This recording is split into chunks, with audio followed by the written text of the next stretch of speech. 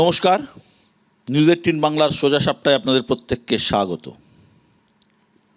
আমেরিকার একজন গবেষক, নামটা আমি ঠিক ভুলে গেছি, বলতে পারছি না এই মুহূর্তে। আমেরিকার এক গবেষক একটা বই লিখেছিলেন, বইটার নাম দ্য পলিটিক্যাল ব্রেন বা রাজনৈতিক মস্তিষ্ক। সেই বইয়ে তিনি লিখছেন, ভোটের ফলাফল ঠিক হয় আবেগের বাজারে, যুক্তি তর্ক সেখানে পাশের বেঞ্চে বসে থাকে। কথাটা বোধহয় তিনি ঠিকই বলেছেন। তাই ভোটের মরশুম এলেই আবেগের জোয়ার আসে।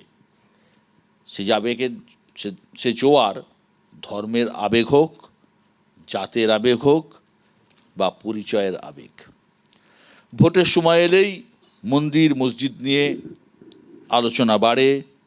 কেউ বাবরি মসজিদ তৈরি করতে উঠে পড়ে, তো কেউ লক্ষ্য কণ্ঠে গীতা পাঠের উদ্যোগ নেন।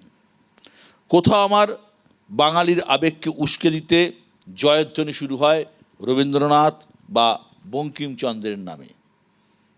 জনগণের আবেগকে ভোটের দাঁড়িপাল্লায় মাপতে আসরে নেমে পড়েন রাজনীতিবিদরা। যেমনটা শুরু হয়েছে এবারের ভোটের বাংলাতেও। এখন প্রশ্ন একটাই, এই আবেগে কি ভোট মিলবে, নাকি সমস্ত এই হিসেব ঘেঁটে দেবে এসআইআরের ফর্ম জমা দেওয়ার ডেডলাইন শেষ হয়ে গিয়েছে। সবার মনে এখন একটাই প্রশ্ন, কত নাম বাদ যাবে, কার নাম বাদ যাবে, উদ্বেগে কারা, শুধু কি অনুপ্রবেশকারী নাকি মতুয়া রাজবংশী সম্প্রদায়ের মানুষও? এসব নিয়ে আজ আমাদের আলোচনা, আজ আমাদের মোশন। ধর্মই আবেগ নাকি ফ্যাক্টর এসআইআর? আর এই নিয়ে বলার জন্য যারা আজ আমার সঙ্গে রয়েছেন, আলাপ করিয়ে দিয়ে একদম বাঁদিকে রয়েছেন রাজনৈতিক বিশ্লেষক বিশ্বজিৎ দাস। বিশ্বজিৎ, আপনাকে স্বাগত। রয়েছেন সিপিএমের পক্ষে চয়ন ভট্টাচার্য। চয়নদা, আপনাকেও স্বাগত। রয়েছেন তৃণমূলের পক্ষে অরূপ চক্রবর্তী। অরূপ, আপনাকেও স্বাগত। একদম ডান দিকে রয়েছেন বিশ্লেষক নীলাদ্রি বন্দ্যোপাধ্যায়। নীলাদ্রিদা, স্বাগত। পাশে রয়েছেন কংগ্রেসের পক্ষে মিতা চক্রবর্তী। মিতা, আপনাকেও স্বাগত। এবং রয়েছেন বিজেপির পক্ষে সজল ঘোষ। সজল, আপনাকেও স্বাগত। আমি শুরু করছি সজলকে দিয়েই। অমিত শাহ বলেছেন, যারা সংসদে দাঁড়িয়ে বলেছেন, যারা এসআইআরের বিরোধিতা করছেন তারা আসলে অনুপ্রবেশকারীদের পাশে দাঁড়াচ্ছেন। এসআইআরের বিরোধিতা করে বিহার থেকে কংগ্রেস মুছে গেছে, বাংলা থেকেও তৃণমূল মুছে যাবে। এটা তো খুব স্বাভাবিকই যে অনুপ্রবেশকারীদের জন্য যেভাবে উঠে পড়ে লেগেছে এসআইআরে, শুধু অনুপ্রবেশকারী বলে ছোট করা হলো বিষয়টাকে, যে মৃত মানুষদের নাম কাটতে দেব না, মৃত মানুষদের নাম কাটতে দেওয়া হবে না। অনুপ্রবেশকারীদেরকে যেভাবে প্রোটেকশন দেওয়ার জন্য এই সরকার উঠে পড়ে লেগেছে, স্বাভাবিকভাবে এটা মনে হয় যে এই সরকারটা অনুপ্রবেশকারীদের সরকার, এই সরকারটা অনুপ্রবেশকারীকে ইন্ধন যোগানোর সরকার। ওয়েলকাম তিনি অনেকদিন আগেই করেছিলেন, বছরখানেক আগেই করেছিলেন। কিন্তু আমি বিশ্বাস করি যে শুধু অনুপ্রবেশকারী নয়, এই রাজ্যে মুখ্যমন্ত্রী একদম প্রকাশ্যে নেমে পড়েছেন। ধরুন গত কয়েকদিন আগে যে বহুতল বাড়িগুলো, আজকের দিনে আপনি অনলাইন পরিষেবায় আপনি ঘরে বসে সমস্ত জিনিস পেতে চাইছেন, অথচ ভোটটা আপনার বাড়ির নিচে হলে সেখানে তৃণমূলের ফেটে চৌচির হয়ে যাচ্ছে যে তারা বাড়িতে হতে দেবে না। তার কারণ এতকাল ওরা কী করতো, ওই বহুতল বাড়িতে সিপিএমও করেছে, সিপিএমের জামানায়, এখন চয়নদারা তিলক কেটে সন্ন্যাসী হলেও তো হবে না, এরা বাইরে থেকে তালা দিত। এখনও অরূপ দ্বারা সেটা করে, কিন্তু নির্বাচন কমিশন যখন বোঝাতে চাইছিল যে ভেতর থেকে তালা দেওয়া হবে এবারে, সেই জায়গাটায় দেখা গেল ভয় পাচ্ছে। হ্যাঁ, নিশ্চয়ই, যারা ভয় পাচ্ছে যে ভেতর থেকে তালা দিলে তো আর আমরা বাইরে থেকে ঢুকে পড়ে ভোট নষ্ট রিগিং করতে পারবো না। তো স্বাভাবিকভাবে শুধু অনুপ্রবেশকারী, আমি এই কথাটা যেমন বলতে নারাজ, সঙ্গে সঙ্গে মৃত ভোটার। আপনি ভাবুন দাদা, সারা পৃথিবীর মানুষ সার্চ করা শুরু করেছিল ওই 2208টা বুথ কোথায় আছে, সেই বুথে গিয়ে বাকি জীবন কাটিয়ে দেবে, আর মরতে হবে না তাদের। 2208টা বুথ মানে 22 লক্ষ মানুষ। শুধু 2208টা ওই রকম বুথ নয়, আরও 7000 বুথ যেখানে মৃত্যুর সংখ্যা 1 থেকে 10, যেখানে মৃত্যুর সংখ্যা শতাংশ নয় 1 থেকে 10। কত বছরে? 22 বছরে। যদি আপনি এখানে 7000 আর ওখানে 2000, এটার উপরে আপনি হিসেব করেন, তাহলে প্রায় 90 লক্ষ মানুষে দেখা যাবে 500 মানুষও মারা যায়নি। এই যে মানে কারসাজিটা, এই কারসাজিটা অত্যন্ত ন্যাক্কারজনক এবং নির্লজ্জ, যেটা কমিশন ধরে ফেলে। একদম এইটা সজল যা বলছে, তাহলে আপনার মৃত ভোটার, এই বহুতলের ভোটার, এর উপরই ভরসা করছেন কেন? আপনার ভয় কিসের? কি অসুবিধা আছে? না, প্রথম কথাটা খুব নির্জলা মিথ্যে কথা বলা হলো যে 22 বছরে নাকি নাম বাদ যায়নি। কেন মিথ্যে কথা বলছি? এটা যে ডেটাটা দেওয়া হয়েছে প্রতি বছর আইআর হয়। বিশ্বদা, আপনার মনে থাকবে গত কয়েকদিন আগে কালীগঞ্জ বিধানসভার বাইপোল হলো, আলিফা আহমেদ তৃণমূলের প্রার্থী জিতলেন। সেই বাইপোলের আগে পর্যন্ত যে রিভিশন হয়েছে, কালীগঞ্জে শুধু 6000 নাম বাদ গিয়েছিল, ডেড ভোটারের নাম। এই যে ফিগারটা বলা হচ্ছে 2200 বা 600 বা যাই হোক না কেন, সেই কটা বুথে লাস্ট 1 বছরে মৃত ভোটার পাওয়া যায়নি। এটা তো হতেই পারে যে একটা পার্টিকুলার বুথে 1000টা মানুষের মধ্যে সেই পার্টিকুলার বছরে কেউ মারা যায়নি, মানে মারা না গেলেও তাকে মেরে ফেলতে হবে। যেরকমভাবে বিহারের বুকে আমরা দেখেছি জীবিত মানুষদের মৃত বানিয়ে ফেলেছিল, তারপর মৃত মানুষরা গিয়েছিল নির্বাচন কমিশনে গিয়ে বলতে যে আমাদেরকে তো মেরে ফেলেছেন, ডেথ সার্টিফিকেটটা দিয়ে দিন। আসলে বিহারে কজন অনুপ্রবেশকারী পাওয়া গেছে? বিহারে আজ অবধি নির্বাচন কমিশন অফিসিয়ালি অনুপ্রবেশকারীর সংখ্যা জানাতে পারেনি। এক। দ্বিতীয় কথা, এই যে বহুতল বাড়ি বলা হচ্ছে, বিশ্বদা বিজেপি প্রকাশ্যে বলে যে আমরা আপকিবার 400 পার হলে সংবিধান বদলে ফেলবো। এটা তো সংবিধান বদল। সংবিধান আমাদের সকলকে সমানাধিকার দিয়েছে। আজকে বহুতলের বাসিন্দা বলে কি সে আলাদা প্রিভিলেজ পাবে? বহুতলের বাসিন্দা বলে তার জন্য বাড়ির সামনে ঘরের ডোর স্টেপে বুথ করে দিতে হবে? আজকে যে গ্রামের গরিব কৃষকটা, যার জন্য আমার মুখে অন্ন ওঠে, আজকে যে প্রান্তিক ক্ষেত মজুর, তাকে 4 কিলোমিটার হেঁটে ভোটিং সেন্টারে পৌঁছতে হবে, আর আমি বড়লোক অট্টালিকায় থাকি বলে এসি লিফট থেকে নেবে আমি ভোট দিতে পারবো? ভারতবর্ষের সংবিধান এই প্রভিশন রাখতে পারে না। সংবিধান সমস্ত অধিকার সবাইকে দিয়েছে, ভোটের অধিকারও সবাইকে দিয়েছে। হ্যাঁ, বলবো একটা লাইন বলবো, এটা কিন্তু সর্বৈব মিথ্যে কথা, যেটা গত 1 বছরের হিসেব, একদম ডাহা মিথ্যে কথা, নির্জলা মিথ্যে কথা। আমি অনুরোধ করবো যেন এটা দেখানো হয়, কারণ আমি বলে দিচ্ছি কালীগঞ্জেরটা শুধু কালীগঞ্জেই হয়েছিল, অন্য বুথ এতে বিধানসভায় হয়নি। এই যে রিপোর্ট পুরো মিথ্যে কথা। 22 বছরের রিপোর্টটা আমি আবারও বলছি, সজল ঘোষকে ওর ফ্যাক্ট চেক করুক। যদি এই কথা সত্য হয়, আমি বলছি আমি আমার কথা উইথড্র করবো, কিন্তু যদি মিথ্যা হয় তাহলে সজলকে প্রকাশ্যে ক্ষমা চাই। ঠিক আছে, আমি মিতা চক্রবর্তীর কাছে আসবো। মিতা চক্রবর্তী, রাহুল গান্ধী বারবার মোদী সরকারকে ভোট চোর বলে এসছেন, দীর্ঘদিন ধরে বলে যাচ্ছেন। এসআইআর নিয়ে আলোচনার সময় লোকসভায় দাঁড়িয়ে অমিত শাহ গোটা গান্ধী পরিবারকে ভোট চোর বললেন। এটা কিন্তু নজিরবিহীন। ভোট চোর কথাটা শুধুমাত্র আমরা তথ্য ছাড়া, প্রমাণ ছাড়া কিন্তু বলা হয়নি। বিরোধী দলনেতা শ্রী রাহুল গান্ধী যখন প্রেস কনফারেন্স করে মহারাষ্ট্র থেকে শুরু করে সেন্ট্রাল ব্যাঙ্গালুরুর লোকসভা কেন্দ্রের তথ্য এবং হরিয়ানার তথ্য জনসমক্ষে এনেছিলেন, তখন অনেক স্পেসিফিক ডেটা পয়েন্টার্স আর কেস স্টাডিজ দেওয়া হয়েছিল।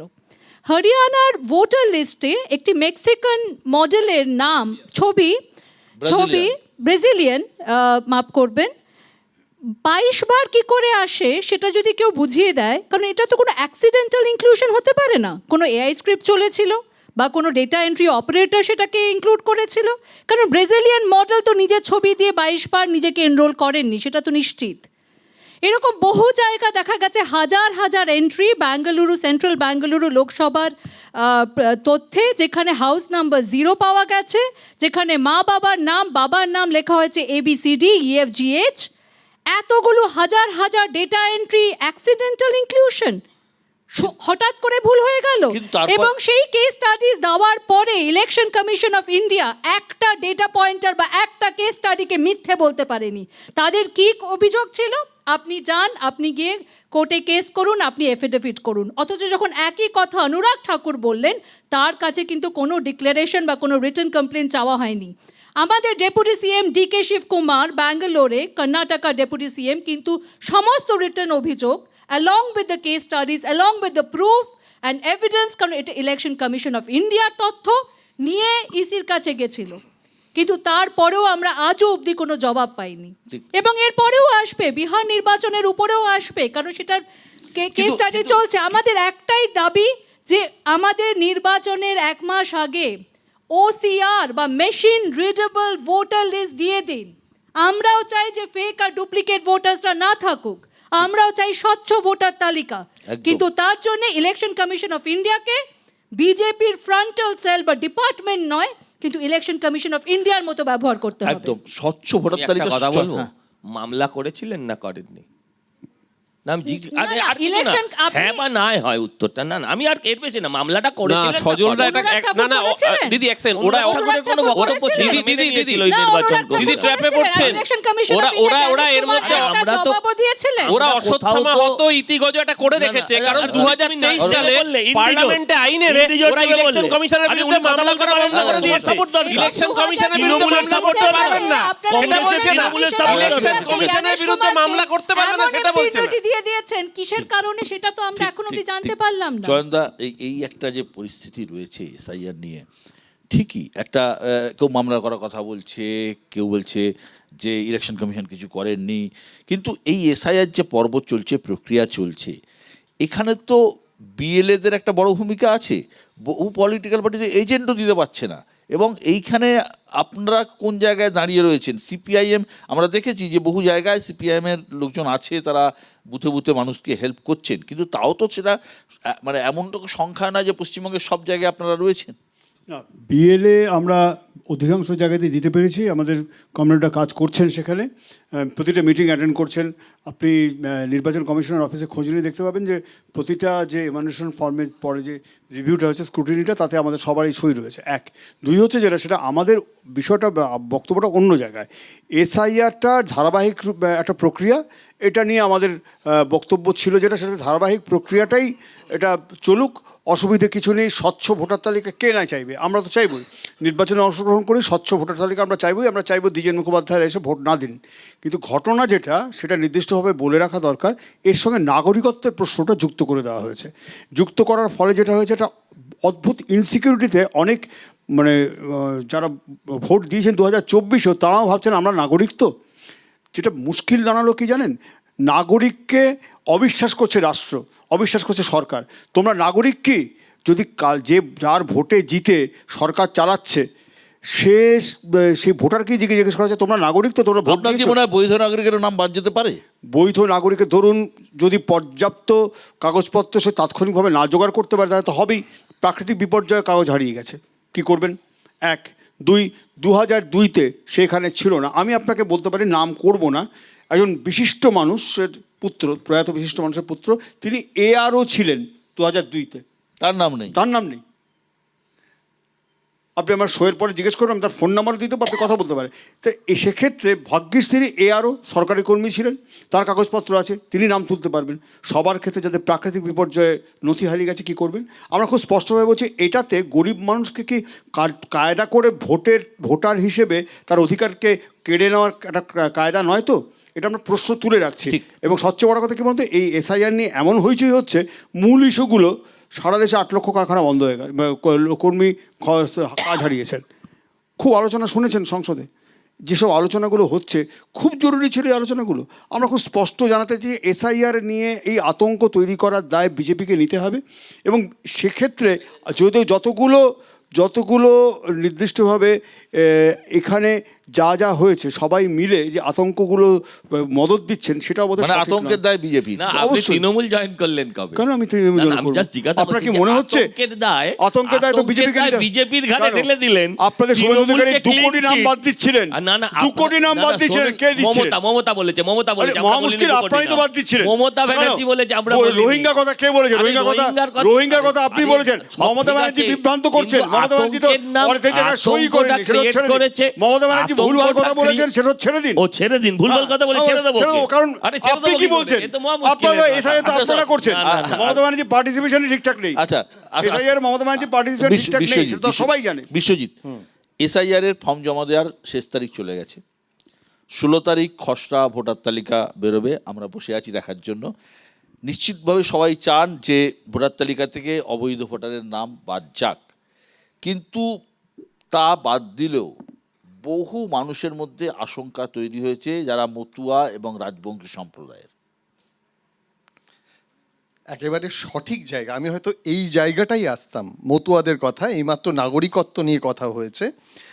প্রথমেই বলে দিই যে অমিত শাহ যেটা বলেছেন যে যারা অনুপ্রবেশকারী এসআইআর যারা বিরোধিতা করছেন তারা আসলে অনুপ্রবেশকারীদের সমর্থন করছেন। আসলে না, এই অনুপ্রবেশ কিভাবে হয়েছে, কতদিন ধরে হয়েছে এবং অনুপ্রবেশ ঠেকানোর দায়িত্ব কার ছিল সেটা যদি সুনির্দিষ্ট করে বলা যায় তাহলে সেই যে ব্যর্থতা, সেই ব্যর্থতাকে জাস্টিফাই করার জন্য অমিত শাহ এই কথা বলছেন যে অনুপ্রবেশ তো হয়েছে এবং অনুপ্রবেশ করেছে কি কোনো একটা রাজনৈতিক দল, যারা প্রশাসনিকভাবে যে বিএসএফ পাহারা দেয়, যে কারণে অনুপ্রবেশ হলো, একদিনে হয়নি, একটা দীর্ঘ পরম্পরা আছে, সেটা ঠেকাতে পারেনি, সেটা জাস্টিফাই করা হচ্ছে। দ্বিতীয় কথা, জয়মাল্য বাগচি এবং সূর্যকান্তর যে ডিভিশন বেঞ্চ সুপ্রিম কোর্টে পরশুদিন যে রায়টা দিল, মতুয়ারা যারা অ্যাপ্লিকেশন করেছে সিএ এর জন্যে তাদের নাম ভোটার লিস্টে থাকবে না। আগে নাগরিকত্ব, একদম তারপরে আগে নাগরিকত্ব, পরে ভোটার। পরে ভোটার। সুতরাং সেটা যদি হয় তাহলে এই যে আপনি বলছিলেন বিশ্বদা যে আতঙ্কে কারা আছে, সবচেয়ে বেশি আতঙ্কে আছে এখানে মতুয়া সম্প্রদায়ের যারা যারা ইতিমধ্যে সিএ এর জন্য অ্যাপ্লাই করেছে এবং আপনি জানেন যে মতুয়া কার্ড পর্যন্ত তাদের দেওয়া হয়েছে, যে যারা হিন্দু এবং মতুয়া কার্ড দিলে পরবর্তীকালে সিএ এর মাধ্যমে তারা নাগরিকত্ব পাবে। আসলে এই যে 16 তারিখের মধ্যে যেটা করা হয়েছে, সিএ কবে পাশ হলো? 2 বছর আগে। এতদিনে সরকার, সুপ্রিম কোর্ট বলছে বারবার যে আগে তাদের নাগরিকত্ব দিন। 2 বছরে যদি নাগরিকত্ব তাদের দেওয়া না যায় তাহলে 2 সপ্তাহে বা 7 দিনে কি করে নাগরিকত্ব দেওয়া যাবে? সবচেয়ে আতঙ্কে রয়েছে মতুয়ারা। আমি এই জায়গা থেকেই নীলাদ্রির কাছে আসবেন। নীলাদ্রিদা, একটা খালি কথা বাকি হচ্ছে, একটা কথা যুক্ত করতে হবে, সেটা হচ্ছে যে এই যে সিএ ক্যাম্প কারা করেছে পয়সা দিয়ে, কারা করেছে, লোভ দেখিয়েছিল কারা? আমি আতঙ্কের কথা বলেছিলাম, আপনি হাসছিলেন না, এবার হাসুন, মতুয়াদের সামনে গিয়ে হাসবেন। এতদিন ধরে তাদের আধার কার্ড ভোটার কার্ড আছে, তারা ভোটও দিয়েছে, হঠাৎ তারা শুনছে তারা নাগরিক থাকবে না, কোর্টের রায়, ঠিক। কে হাসবেন? এই যে প্রশ্নটা উঠলে, যেটা প্রশ্নটা সূত্রপাত করলেন চয়নদা এবং যেটা বিশ্বজিৎ বলল, এই যে মতুয়ারা আতঙ্কে আছেন, মতুয়াদের আতঙ্ক মানে তো বিজেপির আতঙ্ক। তার কারণ ওই যে বনগা, বাগদা, গাইঘাটা, ঠাকুরনগর, গোবরডাঙ্গা, ওদিকে রানাঘাট সাব ডিভিশনের সমস্ত সিট তো মোটামুটিভাবে 2019-2024 মতুয়া ভোট ব্যাংক, সেখানে তো বিজেপি জয়লাভ করেছিল। তো এক্ষেত্রে কি বিজেপিরও আতঙ্কিত হওয়ার কোনো কারণ আছে বলে মনে করেন? বিশ্বদা, আমার মনে হয় বিজেপির আতঙ্কিত হওয়ার কারণ ছিল যদি তৃণমূল কংগ্রেস এই আতঙ্কের সুযোগটা নিতে পারত, মতুয়াদের মধ্যে যে আতঙ্কটা দেখা যাচ্ছে সিএকে সমর্থন করে। যদি তৃণমূল সিএকে সমর্থন করতো তার অর্থ কী হতো? তৃণমূল এসআইআর এর নাম কাটা যাওয়ার বিরোধিতা করছে কিন্তু মতুয়াদের সিএর মাধ্যমে নাগরিকত্ব দেওয়াটাকে সমর্থন করছে। কিন্তু তৃণমূল সিএকে সমর্থন কেন করছে না? কারণটা মতুয়াদের কাছেও খুব স্পষ্ট। যেহেতু বাংলাদেশ থেকে আসা অবৈধ মুসলমান অনুপ্রবেশকারীদের সিএর মাধ্যমে নাগরিকত্ব দেওয়া হচ্ছে না, অথচ মতুয়াদের নাগরিকত্ব দেওয়া হচ্ছে। অর্থাৎ তৃণমূলের সমর্থন যে বাংলাদেশ থেকে আসা মুসলমান অনুপ্রবেশকারীদের দিকে, মতুয়া দিকে নয়, সেটা তারা স্পষ্ট জানে। সুতরাং মতুয়াদের সামনে যদি লেসার এভিল কেউ হয়, সেটা এই মুহূর্তে দাঁড়িয়ে ভারতীয় জনতা পার্টি, যারা কেন্দ্রে ক্ষমতা আছে। সিপিএম এর কিছু করার ক্ষমতা নেই, তারা কিছু আন্দোলন করতে পারেন, কংগ্রেস সেটাও করতে পারবে কিনা আমি জানি না। আমি যদি একজন মতুয়া হই, এই মুহূর্তে দাঁড়িয়ে আমার পক্ষে বেস্ট অপশন বা লেসার এভিল কিন্তু ভারতীয় জনতা পার্টি। মুশকিল হচ্ছে যে লেসার এভিল গ্রেটার এভিল শুনতে শুনতে বড় হয়েছি তো। আচ্ছা, আসামে না 19 লাখের মধ্যে 12.5 লাখ হিন্দু ছিল, এনআরসির যে ফার্স্ট ড্রাফট ছিল। কজনকে নাগরিকত্ব দেওয়া হয়েছে সিএতে জানেন? কজনকে দেওয়া হয়েছে উত্তরপ্রদেশ? কজন? না, আমি শুধু আমি একটা সিম্পল উত্তর চাইছি। আসামে কজন নাগরিকত্ব পেয়েছে? কজন বলুন না, উত্তরটা দিন না, ফিগারটা বলুন না। ফিগার 3 জন। ভারতবর্ষের কোথাও কোনো ডিটেনশন ক্যাম্প নেই। আসামে নেই, নেই, আসামে নেই, নেই, নেই। আমি দায়িত্ব সহকারে আপনি বলছি। দায়িত্ব সহকারে আপনার দায়িত্ব নেন। আপনারা এটা নিয়ে টেনশন নেবেন না। এরকম কোনো ডিটেনশন ক্যাম্প অস্তিত্ব, ভারতবর্ষের কোথাও নেই। এটা আপনাদের টেনশন, এটা আপনাদের টেনশন। আবার বলছি, এরকম কোনো ডিটেনশন ক্যাম্প নেই ভারতবর্ষে কোথাও। বিহারে ওই অনুপ্রবেশকারী সন্দেহ করা হয়েছিল, লাখ লাখ লোকের নাম বাদ গেছে। বিহারের মানুষ কিভাবে এনডিএ কে ভোট আমি দিয়েছে, একশোবার মানছি, কিন্তু এই রহস্যটা ভবিষ্যতে জানা যাবে। আর রহস্যটাও মানুষ যেভাবে ভবিষ্যতে জানা ভাবছে যাবে। আপনারা এই রহস্যটাও ভবিষ্যৎ তো জানা যাবে নেই। ভবিষ্যতে। আরে ভবিষ্যৎ থাকলে তো জানবেন। আরে ভবিষ্যৎ নেই। থাকলে তো জানবেন। আচ্ছা, তাহলে কালকে আপনি দেখছেন এখানে না। শূন্য, কালকে ওখানে কি দেখছেন? 3। আজকের কথা বলুন, আজকের মুশকিল, পরাজয় কি আপনারা আপনি ভবিষ্যৎ দেখতে কি? পাচ্ছেন? মুশকিল। আমি সেটাই বললাম, সিপিএমটা ম্যাটার করে না। সিপিএম প্রতিবাদ করতে পারে এই মঞ্চে দাঁড়িয়ে, সাধারণ মানুষের কাছে চয়েস তৃণমূল সন্ধ্যে অথবা না হলে বিজেপি জানতেই পারি না এবং CPM লেসার কংগ্রেস এভিলে আছে। হচ্ছে তাই নাকি? সন্ধে হলেই জানতে পারি আছে এরা এখন। টের পাবেন, টের পাবেন। এই অহংকারের জন্যই কিন্তু মানুষের পতন হয়। কাজে অহংকারটা ঠিক। কম করুন, তাহলে কংগ্রেসের এই মানুষের পতনের পরিষেবা কারণ- করুন। আর কংগ্রেসের যদি এই পতনের জেতা কারণ হারার নিশ্চয়ই অহংকার। সংখ্যা দিতে হয়, যদি কংগ্রেসের এই জেতা হারার পতনের কারণ আপনি বলে নিন, নিশ্চয়ই তারপরে গান্ধী বলবো। পরিবারের অহংকার। জেতাহারা যদি পরিসংখ্যা দিতে হয়, তাহলে ভারতীয় জাতীয় কংগ্রেসের রেকর্ডের কাছে স্বাধীন ভারতবর্ষে কোনো পলিটিক্যাল পার্টি ধারের কাছে ঠিকই তো, আসতে পারবে না। 140 বছর ধরে কাজে চলছে। হ্যাঁ, তো স্বাভাবিক। তো পরিসংখ্যাই যদি মানে আমাদের পরিভাষা হয়, তাহলে তো কিছুরই আলোচনা করা যেতে পারে না। আমরা বলতে পারি সবচেয়ে বেশি নির্বাচনে স্বাধীন ভারতবর্ষে ভারতীয় জাতীয় কংগ্রেস জিতেছে। এখনো হ্যাঁ, 5-5টা একতরফা, রাজ্যে, অন্য কোনো রাজনৈতিক এখনো দলই ছিল না। 5-5টা রাজ্যে আমরা সরকারে রয়েছি, 3টিতে একক সরকার, 2টিতে অ্যালায়েন্সের সরকার। Let's celebrate. তাহলে তো আমাদের ক্ষমতার ইয়ে করতেই হবে, কিন্তু সেটা তো পরিভাষা হতে পারে না। আমরা কটা আসনে জিতেছি, কটা আসনে হেরেছি, সেটা পরিভাষা হতে পারে না। যেটা ডিবেটের topic, I think we should stick to that. না বিশ্বদা একটা কথা, এই জেতাহারা আমি একমত ওনার সাথে, পরিভাষা হতে পারে না। ধরুন ভারতের যখন প্রথম প্রধানমন্ত্রী ঠিক হয়েছিল, তখন 30টা কংগ্রেস কমিটির মধ্যে 28টা কংগ্রেস কমিটির নেতৃত্ব সর্দার প্যাটেলকে চেয়েছিলেন, কে প্রধানমন্ত্রী হলেন? নেহেরু। সুতরাং নিশ্চয়ই নির্বাচনটা শেষ কথা অমিত শাহ নয়, কালকে এটা বলেছেন। কংগ্রেসের ইতিহাসে নির্ভর করে। বিশ্বজিৎ, এইটা নিয়ে তো আতঙ্ক আছে, মতুয়ারা ঠিক আছে, ভোটে কতটা প্রভাব পড়বে?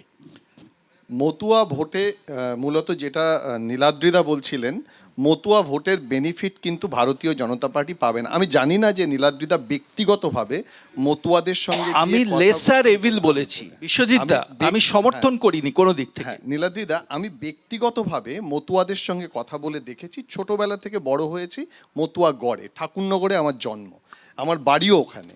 সুতরাং ওখানে মানুষের মধ্যে, যেটা সজলদা বলছিল, বামেরা এমন একটা জায়গা তৈরি করেছিল, ওদের কোনো সামাজিক স্বীকৃতি ছিল না। অর্থাৎ বাড়িতে জল খেতে গেলে সাধারণ গ্লাসে জল দিত না। পরবর্তীকালে বিজেপি এবং তৃণমূল এসে এদের যে পলিটিক্যাল এম্পাওয়ারমেন্ট তৈরি করলো, যে ন্যারেটিভস তৈরি করলো, সেই ন্যারেটিভসে বাম কংগ্রেস নেই। কিন্তু এই মুহূর্তে দাঁড়িয়ে যে আতঙ্ক তৈরি হচ্ছে, এটা একটা বড় ডিসিসিভ ফ্যাক্টর, যে নাগরিকত্ব এবং তার ভোটার লিস্টের নাম তোলা। এই যে 16 তারিখে শেষ হলো, তারপরে যে লিস্টটা বেরোবে, দেখবেন আপনি যে এই মতুয়া গড়ে কি ধরনের একটা অসন্তোষ তৈরি হয়। কারণ মতুয়াদের বারবার বনগাঁতে গিয়ে মমতা বন্দ্যোপাধ্যায় কি করতে পারবেন কি পারবেন না সেটা পরের কথা, যেভাবে তিনি আশ্বস্ত করেছেন যে একজনকেও যেতে দেবেন না, একজনকেও ভোটার লিস্ট থেকে নাম বাদ দিতে দেবেন না, এই জায়গাটা একটা ভরসার জায়গা। সজল, মোদি রানাঘাটে কি এই কারণেই আসছেন? না, উনি কি কারণে আসছেন সেটা তো আমার থেকে আপনার বেশি করে জানা ভালো, মানে প্রয়োজন এবং জানা উচিত একজন বিশিষ্ট দীর্ঘদিনের সাংবাদিক হিসেবে। আমি আপনাকে বলছি, যদি ধরুন 16 তারিখের আগে যদি দিয়ে দেয়, নাগরিকত্ব দিয়ে দেয়, তাহলে কত বুকে ব্যথা হবে, পাঁজর খসে খসে পড়ে যাবে আপনাদের, সেটাও ভাবতে হবে। তো দিয়ে দেবে নাকি? দিতেও পারে, না দেবার কি আছে, না দেবার কি সুপ্রিম আছে? কোর্ট বলেছে যদি নাগরিকত্ব দিতে পারে বলছি 16 তারিখের আগে, আলাদা কথা। ভাই, কিন্তু যদি সেটা দিয়ে তো- দেয়, সজলদা, আপনি সেটা তো এখনই সোনার এত পাথর আমি বাকি। দাঁড়ান, ঠিক সেরকম আপনিও কিছুক্ষণ আগে ভবিষ্যৎ নেই আপনিও বলছিলেন না, স্বপ্নের ভবিষ্যতে নেই পোলাওতে বলছিলেন ঘি না? চড়ানো বন্ধ করুন। আপনি যেটা বোঝেন সেটা যে অমিত শাহ বোঝেন না, এই ধারণাটা থেকেও নিজেদেরকে বার করুন। না, অমিত শাহ তো আপনি- রাজনীতি আপনি- করে আপনি বলছেন উনি এই অপেক্ষা করুন, কথা। আপনি অপেক্ষা করুন। অমিত শাহর কথা আমি বলছি না, না, না, কিন্তু আমি ওটা বলছি, আপনার আমি নেতা, বলছি, আপনি আমি বলবেন বলছি। অমিত শাহর সজল, কথা। সজল, আমি আপনার- অমিত শাহর কথা- আপনার আমি ধারণা- কিন্তু কোর্টের কথা আপনার- বলেছি। আপনার কি ধারণা যে কত ভোটের কত বাদ যাবে নাম? দাদা, আমি জ্যোতিষী নয়। আমি মমতা ব্যানার্জি 2005 সালে বলেছিলেন যে 1 কোটি অনুপ্রবেশকারী আছে। সেই ছারপোকারা যদি 1 কোটি থেকে আজকে 1.5 কোটি হয়, অবাক হওয়ার কিছু নেই। এইবারে কিছুদিন আগে উনি বলেছিলেন 2 কোটি মানুষের নাম বাদ দেওয়ার ষড়যন্ত্র চলছে। তারপর গত কয়েক আপনার দলের নেতারাও কিন্তু আমি বলছেন বলছি আস্তে আস্তে আসছে, আগে মমতা সিরিজটা করে নি, তারপর এই 2-3 দিন আগে বলেছেন 1 কোটি মানুষের নাম বাদ দেওয়ার ষড়যন্ত্র চলছে। শুভেন্দুবাবু কখনো 1 কোটি বলেছেন, অন্যান্য নেতারাও এই 1 কোটি 20 লাখ, সরি 20 লাখ কম হয়ে গেছিল। হ্যাঁ, আবার এইরকম তাকে ফলো করে আশেপাশে 2-4 জন অনেকেই বলেছেন। কিন্তু এটা আমার মানে জানার বিষয় নয় বা এটা আমার জ্ঞান নাই, কিন্তু আমি এটুকু বলতে পারি, নিজের কথা আমি বলতে পারি, আমি বলতে পারবো না, আমি জ্যোতিষী নয়। মমতাদিকে ফলো করলে 1.5 কোটি যাওয়া উচিত। আমার যেটা ধারণা সেটা হচ্ছে যে দেখুন, ওরকম যাওয়া উচিত বললে তো যাওয়া যাবে না। আমার বক্তব্য হচ্ছে একজন অবৈধ ভোটারের নাম থাকবে না, এবং এটা মানে আপনারা না, সরি, এটা তৃণমূল বলছে যে একজন বৈধ ভোটারেরও নাম যেন বাদ না যায়, যেটা আমরা দুটোই বলছি। তৃণমূল একটা পার্ট বলছে, আমরা দুটো পার্ট বলছি, যে একজন অবৈধ ভোটারও থাকবে না, একজন বৈধ ভোটারেরও নাম বাদ যাবে না, এটাই হওয়া উচিত। কি চন্দা? ছাড়পোকার ভোটে জিতেছিলেন শান্তনু ঠাকুর? আবারও ছাড়পোকাতে ভোটে বললাম, আপনি একটু আগে মানুষকে ছাড়পোকা বললেন। মানুষকে নয়, বলেছেন তো, অনুপ্রবেশকারীকে আপনাদের প্রাণের একটা সখা কথা বানাবেন বলছি, না। একটা কথা বলছি আপনাকে, অনুপ্রবেশকারীকে আপনাদের আপনি প্রাণের কাকে সখা বানাবেন না। অরূপ চক্রবর্তী, সীমান্ত পেরিয়ে অনুপ্রবেশের জন্য অমিত শাহ কিন্তু বাংলার সরকারকে দায়ী করছেন। বিশ্বদা সুভাষ চন্দ্র মণ্ডল বনগাঁর স্বরূপনগরের বিজেপির টিকিটে যেটা পঞ্চায়েত প্রধান, যার ভোটার লিস্টে বাংলাদেশের সাতক্ষীরায় নাম আছে, তো তিনি কি ছাড়পোকা? আমার জানতে ইচ্ছে করছে। আরেকজন ব্যক্তি, অনুপ্রবেশকারী বলা হয় না, শরণার্থী। অনুপ্রবেশকারী মানে দেশের আইন অনুযায়ী বিজেপির আইন এই নয়। তো এক মিনিট। ধর্ম, আবার ধর্ম চলে এলো, ধর্ম চলে এলো, ধর্ম ছাড়া অল্প জানলে বড় মুশকিল, অল্প জানলে বড় মুশকিল। তাই বলে মানুষকে ছাড়পোকা বলতে পারে অরূপ, না। অরূপ। সে অনুপ্রবেশকারীকে কি বলবো? না, না। ভারতবর্ষে এই অনুপ্রবেশকারী প্রেমটা বন্ধ। অদ্ভুত ব্যাপার। এই সিপিএম, আপনি একবার তৃণমূল, কংগ্রেস, অনুপ্রবেশকারী এই অনুপ্রবেশকারীদের সাথে কোনো সংযোগ নেই। মজা। রাজনীতি মানে যদি গলাবাজি হয়, তাহলে গলার জোর সবার আছে। প্রথম কথা হচ্ছে ওই সুভাষচন্দ্র মণ্ডলও কি ছাড়পোকা? তারপর ধরুন বনগাঁ দক্ষিণের বিধায়ক স্বপন মজুমদার লিখিতভাবে, মানে শেখ হাসিনার নির্বাচনী কেন্দ্র, সেখান থেকে ভোটার ছিল, তারা সার্টিফাই করেছে প্রত্যয়নপত্রে, সে ছাড়পোকা কিনা। এক, দ্বিতীয় কথা, এই টার্মিনোলজিটাকে ঠিক করছে যে ও অনুপ্রবেশকারী আর ও শরণার্থী। ভারতবর্ষের সংবিধানে কোথায় লেখা আছে? মিথ্যে কথা বলা হচ্ছে অনুপ্রবেশকারী এবং শরণার্থী। সবচেয়ে বড় কথা, তুমি সেন্সাস পাবলিশ করনি কেন 2021 সালে? বলেছো কোভিড রয়েছে, তারপর 5 বছর কেটে গেছে, পাবলিশ করনি কেন? বাংলাদেশে নীলাদ্রিতা যেটা বলছিলেন ঠিক, বাংলাদেশ কিন্তু সেন্সাস করেছে। বাংলাদেশে সেন্সাস রিপোর্ট বলছে বাংলাদেশে হিন্দুর সংখ্যা কমেছে। 1971-এ বাংলাদেশে হিন্দু ছিল 23.2%, আজকে হিন্দু কত? 7.6%। 15% বেশি হিন্দু কমেছে। তারা এসছে কোথায়? স্বাভাবিকভাবে আমাদের দেশে এসছে, আমরা তো আশ্রয় দিচ্ছি, কেন দেব না? মানবিকতার কারণে আশ্রয় দেবে। দাঁড়ান শুনে নিন, আপনি যখন ক্লাসিফিকেশন করছেন না, নিশ্চিতভাবে প্রত্যেক অবৈধ নাগরিক যারা অনুপ্রবেশকারী, যারা আমার দেশের অন্ন ধ্বংস করছে, বাদ গেলে সকলের নাম বাদ যাবে। কিন্তু এই যে বেছে বেছে একটা কয়েনেজ তৈরি করা যে অনুপ্রবেশকারী মানেই মুসলমান, আসলে অনুপ্রবেশকারীর ডিভিডেন্ড কীভাবে হয়েছে জানেন? আপনি বর্ডার লাগোয়া লোকসভাগুলো দেখুন, 2019-এর ফল যদি ধরেন, কুচবিহার, আলিপুরদুয়ার, জলপাইগুড়ি, দার্জিলিং সমতল, রায়গঞ্জ, বালুরঘাট থেকে রানাঘাট থেকে শুরু করে বনগাঁ, প্রতিটা লোকসভার বিজেতার নাম কি ছিল? ভারতীয় জনতা পার্টি। কাদের ভোটে?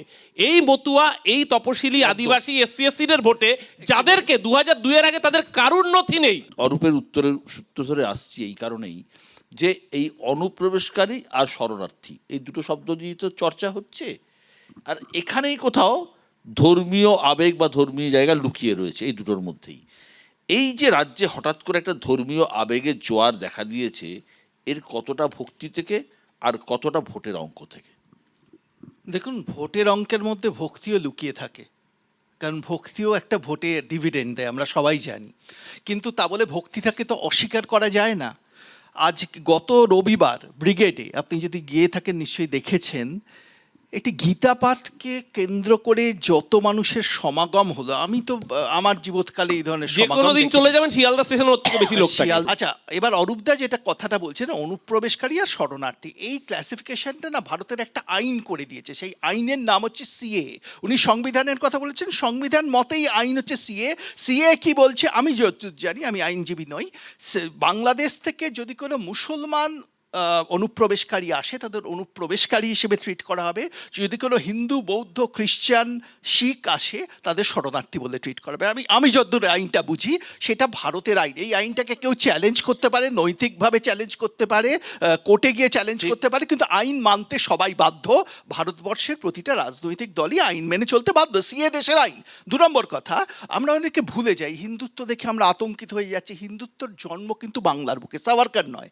1892 সালে চন্দ্রনাথ বসু প্রথম হিন্দুত্বের কথা বলেছিলেন, যে কথা প্রচারিত হয়েছিল বঙ্কিমচন্দ্র চট্টোপাধ্যায়ের বন্দে মাতরম এবং স্বামী বিবেকানন্দর বাণীতে, এবং যে হিন্দু জাতীয়তাবাদ। বঙ্কিম দা বলুন, বঙ্কিম দা বলুন না, আপনার নেতা তো বঙ্কিম দা বলেছে। আমি বঙ্কিম আপনার বাবু বলি না, নেতা বঙ্কিম দা বলেছে। এই তো সম্রাট বঙ্কিমচন্দ্র বাবু কালচারের খুব বিরুদ্ধে ছিলেন, তার একটা প্রবন্ধ আছে বাবুদের পশ্চিমী অনুকরণ। একদম। বঙ্কিম বাবু বলাটাও বঙ্কিমচন্দ্রের অপমান, প্রধানমন্ত্রী বলুন কি তৃণমূলের কেউ বলুন। আমি স্পষ্ট বলছি। আমি চয়নদার কাছে আসবো। চয়নদা, বাবরি মসজিদ, গীতা পাঠ, এই লড়াই কি কোথাও মানুষের নিত্যদিনের সমস্যা, অভাব, অভিযোগ, প্রয়োজনের কথাগুলোকে দূরে সরিয়ে দিচ্ছে? সরিয়ে দিচ্ছে। আমি এখানে বসে যাদের দায়ী করতে পারি তাদেরকে দায়ী করাটা অশোভন হয়ে যাবে। দায়ী যিনি করছেন, যারা করছেন এই বাইনারি তৈরি করছেন, তাদেরই একজন আমাকে প্রশ্নটা করলেন, সে কারণে আমি আঙুলটা ওভাবে তুলবো না। কিন্তু এটা ঘটনা যে ব্যাপারটা যে গুলিয়ে দেওয়া হচ্ছে। আপনারা খেয়াল করে দেখবেন, আমরা বাংলা বাঁচাও যাত্রা যেটা করছি তাতে প্রতিটা জায়গায় বৈঠক সভাতে আমাদের রাজ্য স্তরের শীর্ষ নেতারা বসছেন, সাধারণ মানুষের সঙ্গে ইন্টারাক্ট করছেন। তারা বলছেন যে এই ধর্মের বদলে যদি রুটি রুজি নিয়ে মানুষের সরকার কথা বলতো, রাজনৈতিক যারা ওপরের দিকে জনসমর্থন নিয়ে কেউ বিরোধী দল কেউ সরকার চালাচ্ছে, তাহলে আমাদের উপকার হতো। এক, দুই, যেটা তার রেজাল্টটা আমরা কি দেখছি, একদম সরাসরি বর্ডার ওপারে পুশব্যাক করতে হলো আমাদের ভারতীয় নাগরিকদের বাংলাদেশি সন্দেহে। একজন গরিব প্যাটিস বিক্রেতাকে প্রচন্ড মারধর করা দাঁড়িয়ে এখন আবার বিজেপির নেতারা তাকে অস্বীকার করছে। লুটি রুজির লড়াইটাকে এইভাবে গুলিয়ে দেওয়া। যেহেতু উনি বললেন যে বাংলা বাঁচাও যাত্রাটা শুরু করেছে জলপাইগুড়ি থেকে, যেদিনকে শুরু করেছে সেদিনকে সিপিএম এর 200 জন কর্মী যোগ দিয়েছে তৃণমূল কংগ্রেস। এক, দ্বিতীয়ত আমি জাস্ট ওয়ান লাইনে শেষ করে নিই। এই চয়নদা বলছিলেন একটু আগে সেই ভোটার লিস্টের ইত্যাদি ইত্যাদি, আপনার নেতা ছিলেন সুভাষ চক্রবর্তী। আপনি তখন যাদবপুর বিধানসভার ভোটার, যাদবপুরের বিধায়ক ভট্টাচার্যের হয়ে যারা কিশোর ভারতী স্টেডিয়ামে ভোট করায় তারা সংস্কৃত কলেজের অধ্যাপক নাকি? প্যাটিস বিক্রেতা আপনারা তো মুভমেন্ট করছেন, আপনারা আন্দোলন করেছেন দেখছি। হ্যাঁ বলুন। দেখুন, আমাদের এখন রাজনৈতিক পরিসরটা এমন হয়ে গেছে না, যেখানে ধর্মীয় বিভাজন এবং সংকীর্ণতার রাজনীতি কিন্তু এগিয়ে আসছে। রাজনীতি মানে মন্দির নয়, রাজনীতি মানে মসজিদ নয়, রাজনীতি মানে হচ্ছে মানুষ এবং মানুষের জন্য সংবিধান। তাই আমরা বলি সকলের উপরে সংবিধান, সংবিধানের উপরে কেউ নয়। এবং এখানে আরেকটা কথা বলি, যেখানে মানুষ কি পড়বে, তার পোশাক, তার খাদ্য, তার ধর্ম, তার ভাষা, সেটার ভিত্তিতে যখন বিভাজন হচ্ছে, তখন আমাদের সংবিধানের জায়গা কোথায় থেকে যাচ্ছে, যেখানে পরিষ্কার লেখা আছে India is a secular sovereign nation. এখানে আমাদের যারা মনীষীরা বলে গেছেন, আমাদের মনীষীরা বহুত্ববাদের কথা বলে গেছেন, ভ্রাতৃত্ববোধের কথা বলে গেছেন, তারা কিন্তু রাজনৈতিক সংকীর্ণতার কথা বলে যাননি। এবং সেখানে দাঁড়িয়ে যখন আমরা দেখি এখন বঙ্কিমচন্দ্র চট্টোপাধ্যায়ের একটি গানের 2টো স্ট্র্যান্জা নেওয়া হয়েছে, যেটা কিনা কবিগুরু রবীন্দ্রনাথ ঠাকুরের সিদ্ধান্ত ছিল, নির্দেশ ছিল, সেটা নিয়ে যখন বিতর্ক শুরু হয়, তখন আমাদের মনে হয় যে কোথাও কি একটা ডিফ্লেকশনের স্ট্র্যাটেজি কাজ করছে না। যে আমাদের বেকারত্বর হার যখন সর্বাধিক, যখন শিক্ষকের চাকরি যাচ্ছে চুরি, যখন টাকার পতন হচ্ছে নিশ্চিত, তখন সবকিছুর জন্য ধর্ম একমাত্র কারণ। ধর্ম দেখে মানুষকে ভুলিয়ে রাখা যাবে?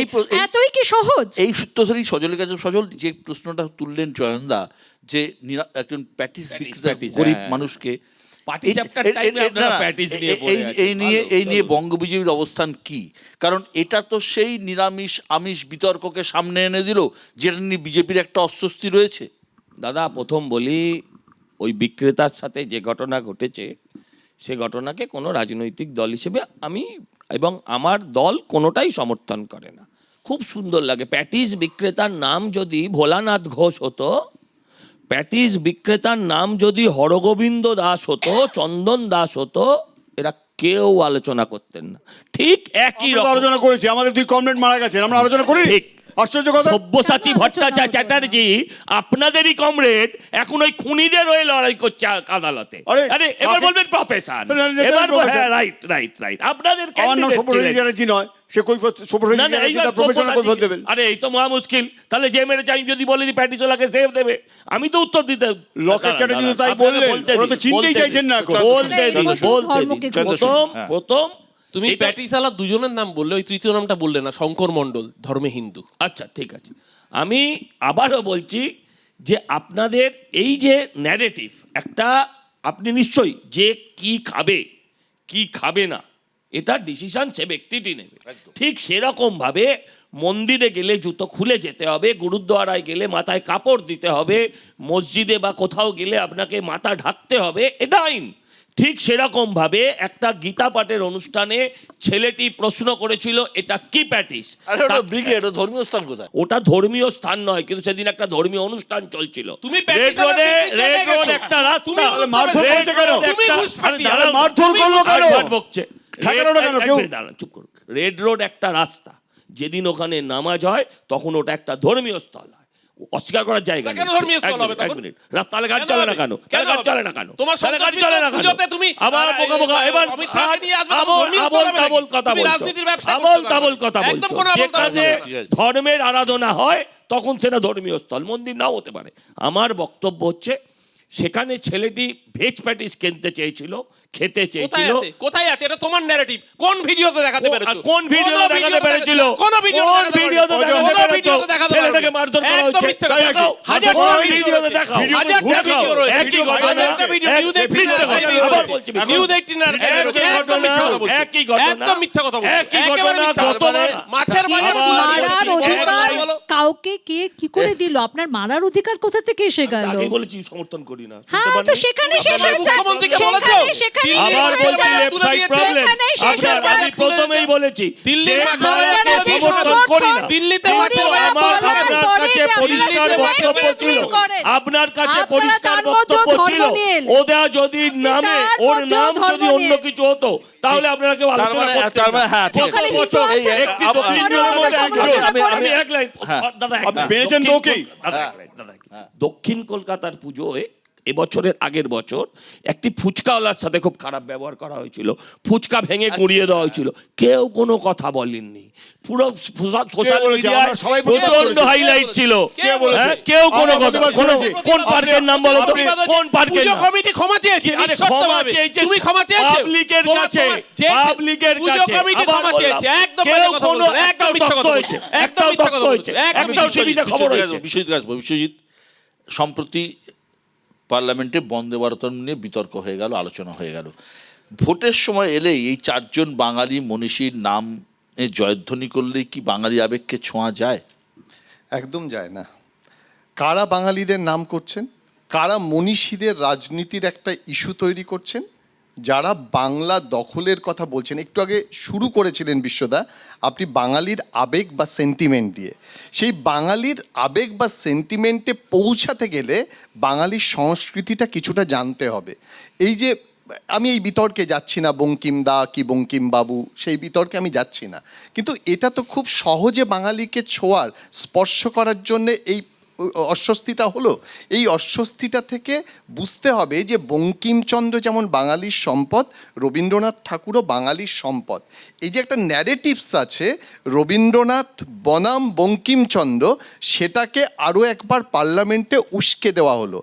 আসলে বন্দে মাতরম যখন আমরা উচ্চারণ করি তার ভিতরে আমাদের দেশাত্মবোধ থাকে, আমাদের মধ্যে ভারতীয়ত্ব উঠে আসে। আপনি একটু আগে বলছিলেন না মন্দির মসজিদের রাজনীতি, আজকে হুমায়ুন কবির যে মসজিদ করলো, যে মসজিদ করে সবাইকে আনার চেষ্টা মসজিদ করেনি, মসজিদ করবে বলেছে। বলেছেন যে আনার চেষ্টা করেছেন। কই যদি মুসলমানদের কথা ভাবে, ওই অঞ্চলের মানুষের কথা ভাবে, গঙ্গা ভাঙন নিয়ে একটা কথা বলেনি তো।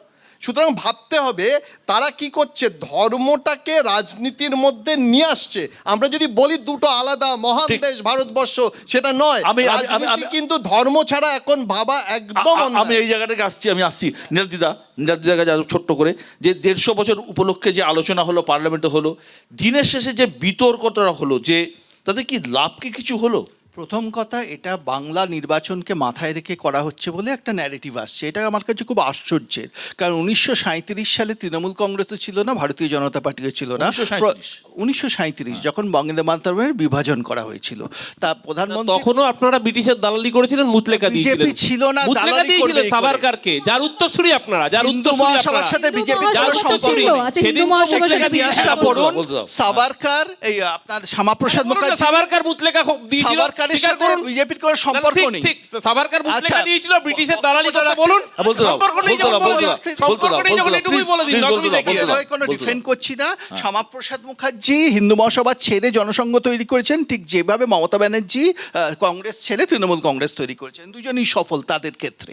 তো এখন সেটা প্রশ্ন নয়। 1937 সালের তার একটা ঘটনা কেন প্রধানমন্ত্রী তুলে আক্রমণ করবেন কংগ্রেসকে, যারা পশ্চিমবঙ্গে শূন্য, 21-এও 1-2 পেতে পারি, এটা প্রশ্ন। কিন্তু যেটা প্রশ্ন হচ্ছে তখনকার সমাজে সেই বন্দে মাতরমের বিভাজন নিয়ে কী ধরনের বিতর্ক হয়েছিল একটা উদাহরণ দিচ্ছি। 29 অক্টোবর 1937 হিন্দুস্তান স্ট্যান্ডার্ড পত্রিকায়, হিন্দুত্ববাদী পত্রিকা বলে জানা নেই, লেখা হচ্ছে tragic decision of Congress cabinet, mutilation of Bande Mataram song, surrender to communalist. এর থেকে স্পষ্টভাবে কিন্তু আনন্দবাজার সিদ্ধান্তটা পার্লামেন্টে ঋতব্রত বলছেন সিদ্ধান্তটা নিয়েছিলেন রবীন্দ্রনাথ ঠাকুর।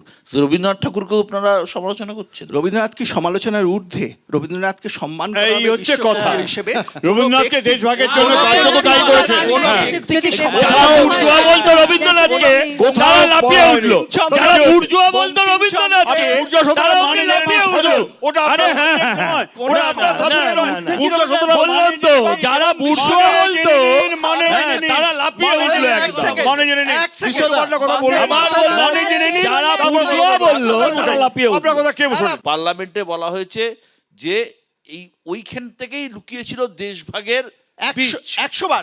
তার মানে কোথাও রবীন্দ্রনাথের একটা ভূমিকা আমি তো আছে। বলছি সমালোচনা করার Exactly. কারণটা বলি। এটাই। একটু মানুষ বলতে দিন, শুনলো বলতে রবীন্দ্রনাথ দেবেন। দেশভাগের বলতে দিন, আরে বলতে দিন। চীন না, এটা আরে ভালো। চল, বলতে দিন না। মানুষ এটাও বলছে বলতে দিন না। যে সিপিএম এখন রবীন্দ্রনাথের হয়ে কাঁদছে। যারা বুর্জুয়া বলতো না। আপনি কারোর হয়ে কাঁদবেন না সেটা আমরা জানি। হচ্ছে মানুষের জন্য আপনি কাঁদবেন না, রবীন্দ্রনাথের জন্য বন্দে কাঁদা তো মাতরমকে ছেড়েই যে বিভাজন কেন করা হয়েছিল, কারণ বিভাজন মোহাম্মদ তো আলী নয়, জিন্না এবং প্রথম দুটো মুসলিম লীগ stanza কে national বন্দে song মাতরম হিসেবে নিয়ে নেওয়া স্বচ্ছন্দ ছিলেন না। বাকি part টা literature-এই মহাত্মা থেকে গান্ধী যাচ্ছে। চেয়েছিলেন বন্দে মাতরম ভারতের জাতীয় সঙ্গীত হোক, জওহরলাল নেহরু সেটা হতে দেননি, তার চিঠি আছে সেই নিয়ে। কেন হতে দেননি এবং কার গান জাতীয় সঙ্গীত হয়েছিল? রবীন্দ্রনাথের জনগণমন হয়েছিল। যে জনগণমন নিয়ে বিতর্ক আছে সেটা ইংরেজ সম্রাটের, সত্যি মিথ্যে জানি না, বিতর্ক আছে। কেন আমরা মহাত্মা গান্ধীর ইচ্ছেকে স্বীকৃতি দিলাম না? কেন জওহরলাল নেহরু, একটি চিঠি আছে আমার কাছে। 1998 সালে উত্তরপ্রদেশ সরকার বলেছিল প্রত্যেকটা স্কুলে বন্দে মাতরম গাইতে হবে।